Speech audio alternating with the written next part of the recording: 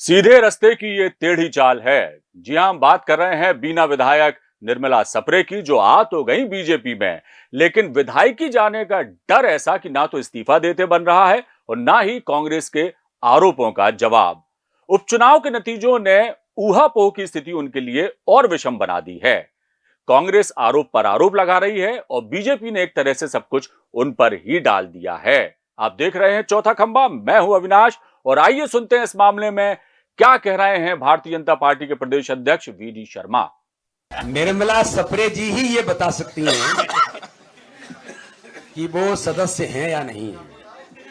और मुझे ऐसा लगता है कि मैं मीडिया के अंदर कहीं पढ़ रहा था, उन्होंने विधानसभा को ये कहा है कि मैंने भारतीय जनता पार्टी की ऑफिशियल सदस्यता नहीं ली है, ऐसा उन्होंने उल्लेख किया है।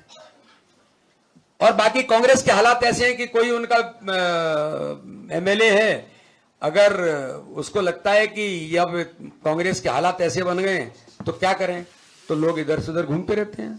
आपने सुना वीडी शर्मा ने क्या कहा। अब बात निर्मला सप्रे की, जो बीजेपी की बैठकों में शामिल हो रही हैं, इस्तीफा नहीं दे रही हैं और जैसा हमने बताया कि बीजेपी ने एक तरह से उन पर ही सब कुछ डाल दिया है। क्या कुछ कहना है इस पूरे ही मामले में, आइए ये भी सुनिए। सभी को बताना चाहती हूँ कि मैं बीना के हित में निर्णय लूंगी।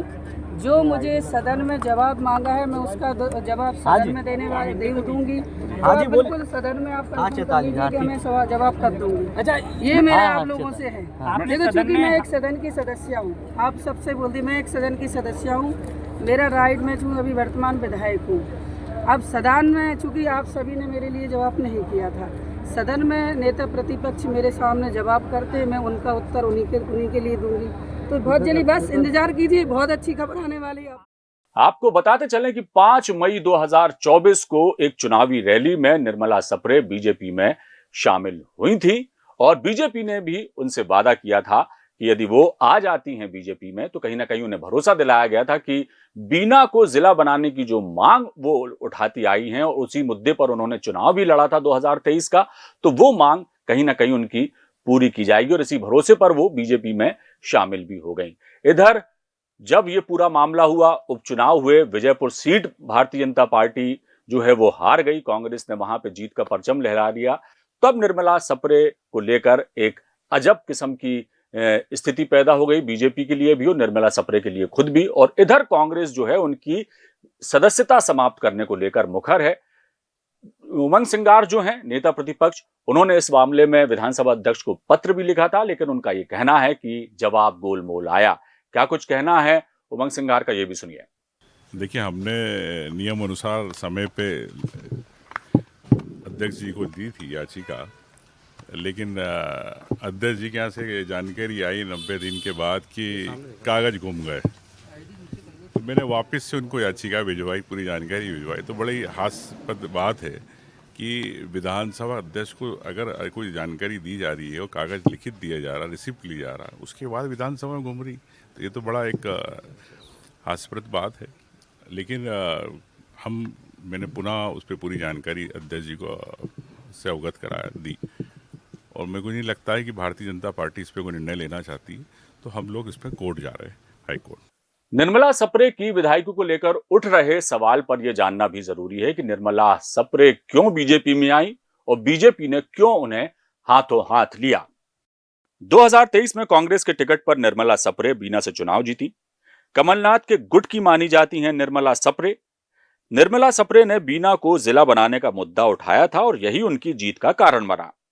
ये वो दौर था जब एमपी में जोड़ तोड़ की सियासत पूरे उफान पर थी। कांग्रेस के दर्जनों दिग्गज 2023 का परिणाम देख बीजेपी में आ चुके थे।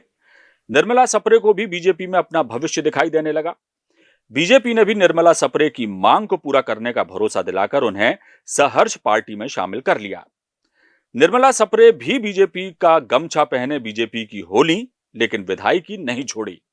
सप्रे को शायद इंतजार था कि उपचुनाव में बीजेपी दोनों सीटें जीतेगी तो उन्हें फायदा होगा। विजयपुर की जनता ने लेकिन कांग्रेस का हाथ थामे रखकर बीजेपी को ठेंगा दिखा दिया। सवाल यही है कि आखिर क्यों निर्मला सप्रे इस्तीफा नहीं दे रही और बीजेपी का यशोगान कर रही है। और रहा सवाल बीजेपी का, तो क्या वो नारायण त्रिपाठी और सचिन बिरला की तर्ज पर उन्हें साथ लेकर आगे चलती रहेगी? यह भी बड़ा सवाल है। लेकिन कुल जमा बात यही है कि जितनी फजीहत उपचुनाव के बाद रामनिवास रावत की हुई है, उससे कहीं ज्यादा असमंजस की स्थिति निर्मला सप्रे के लिए पैदा हो गई है। कांग्रेस इस पूरे ही मामले को अदालत तक ले जाने की ठान चुकी है। आने वाले समय में क्या कुछ होता है, देखना बाकी है। आप देखते रहिए चौथा खंबा। हमारा वीडियो पसंद आया हो तो लाइक करिए, शेयर करिए। नमस्कार।